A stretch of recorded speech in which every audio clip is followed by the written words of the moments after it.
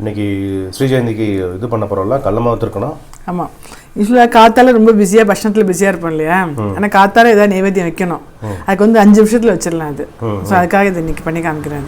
இது வந்து ரொம்ப டேஸ்ட்டாகவும் இருக்கும். ஆக்சுவலாக சாதாரணமாக பண்ணுறதுன்னு ஈஸி, டேஸ்ட் ரொம்ப பிரமாதமாக இருக்கும் அது.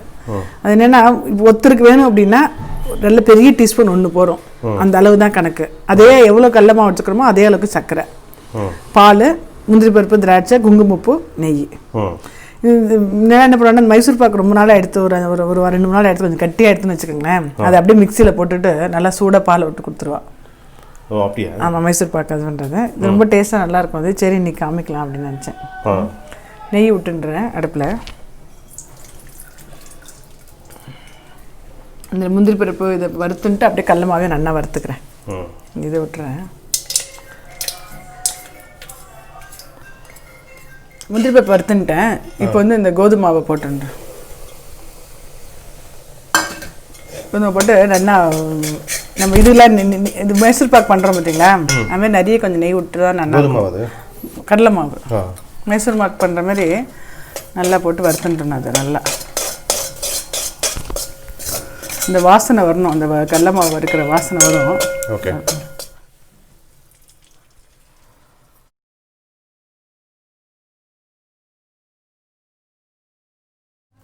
கொஞ்சம் கலர் மாறி இருக்கு பார்த்தீங்களா, அது மாதிரி இது நல்லா இந்த நெய்யிலே நல்லா வறுத்துருக்காங்க. அப்புறம் எவ்வளோ கடலை மாவோ அந்த அளவுக்கு சர்க்கரை போடு. ஓகே. ஆக்சுவலாக நிறைய பேர் கேட்டிருந்தா சர்க்கரை யூஸ் பண்ணலாமா கிருஷ்ண ஜெயந்திக்குன்னு. நம்ம பாட்டில் யூஸ் பண்ணுறோம், அது என்னென்னு கரெக்டாக தெரில. நான் அதான் நினச்சினேன், நான் அப்புறமா பெரிய ஏதாவது கேட்டுன்ட்டு சொல்லலாம். நம்ம பாட்டில் எப்பவுமே சர்க்கரை யூஸ் பண்ணுவோம்.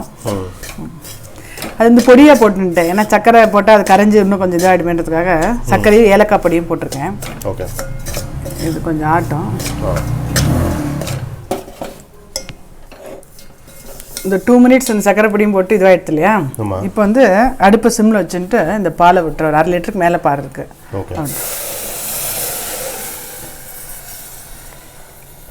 இந்த கட்டிப்படாமல் அப்படியே கொஞ்சம் நல்லா கிண்டி விட்டுறணும்.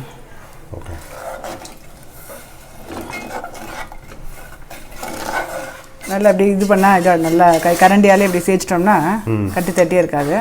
இது வந்து பச்சையாக இருக்கிறது வந்து இது ஏலக்காய். இதுமாரி வரும்போது எடுத்துட்டு இன்னொரு ஸ்பூனால் அப்படியே தேய்ச்சி விட்டோம்னா அப்படியே கரைஞ்சிடும், ஒன்றும் பிரச்சனை ஆகாது. அப்படியே ஒரு கொதி வரும்போது டக்குன்னு ஆஃப் பண்ணிடணும், அவ்வளோதான் அது. இது வந்து இது வச்சுருக்கேன், இந்த குங்குமப்பூ இது வச்சுருக்கேன். அப்புறம் நான் நினச்சேன்னா கிருஷ்ண ஜெயந்தி ஏன் கொண்டாடுறோம், அப்புறம் அவரோட கிருஷ்ணரோட வரலாறு, இதெல்லாம் அந்த கியூரியாசிட்டி கேரி ஃபார்வர்டில் சொல்லுங்க. அது வந்து கேட்குறது ரொம்ப விசேஷம் இன்னைக்கு கிருஷ்ண ஜெயந்தி கோகுலாஷ்டமி அன்னைக்கு. சொல்கிறீங்களா? அது சொல்கிறேன். ஓகே. இந்த பொங்கின்னு வருது பார்த்தீங்களா, போர் இந்த இடத்துல அடுப்பு ஆஃப் பண்ணிடுறேன். ஆஃப் பண்ணிட்டு கீழே வச்சுட்டு இது கொஞ்சோண்டு இது வச்சுருக்கேன், குங்குமப்பூ. அதை வந்து அதில் போட்டுட்டு கிருஷ்ணர் இருக்கு இல்லையா, அதனால் கொஞ்சம் எல்லாம் கொஞ்சம் போடணும். அப்புறம் துளியூண்டு பச்சை கற்பூரம், அதை வந்து அப்படியே இது உதுத்து போட்டோம். எனக்கு கிருஷ்ணர் பிரசாதம் ரெடி. நம்ம கதை தான் நம்ம கேட்கணும். இப்போ சூப்பர், ரொம்ப ஈஸி இல்லை, ரொம்ப 5 மினிட்ஸில் பண்ணிடலாம். யூஸ்வலாக யாராவது திடீர்னு கெஸ்ட் வந்து சொல்லாமல் வந்துட்டான்னு வச்சுங்களேன், அந்த டயத்தில் இப்போ இதுதான் பண்ணுறது. நம்ம இது கொஞ்சம் கெட்டி அப்படி ஆகிடும் சாப்பிட்றதுக்கு. உங்களுக்கு இன்னும் நம்ம இதுவாக வேணும்னா கொஞ்சோண்டு பால் விட்டுக்கலாம். அவ்வளோதான். அடுத்து கடலை மாவு பாயசம். ஆமாம், பாதாம் கீர் மாதிரி பார்க்குறதுக்கு பாதாம் கீர் மாதிரி இருக்கும். பாதாம் கீர் மாதிரி இருக்குல்ல. ஆமாம், சூப்பர். Thank you zesty. ஓகே.